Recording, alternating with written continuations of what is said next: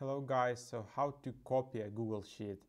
It's useful especially for new Google Drive users. So if you're in the folder where your spreadsheet is located, so in this case it's test spreadsheet, just need to right click on it and click make a copy.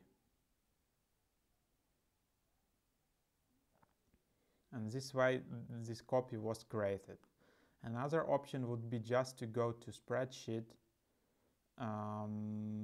click file and click make a copy. This way you have a bit more options, so you can copy to another folder. So you can just browse through your folders and just copy to another. Let's just leave where it is.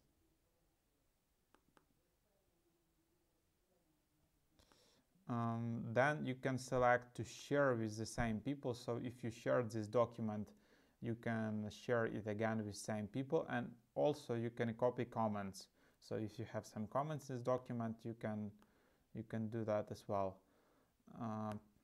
So let's just do it, and you will be automatically redirected to this new copy. So this is how it works. This is how you copy a spreadsheet in Google Sheets. Thanks for watching.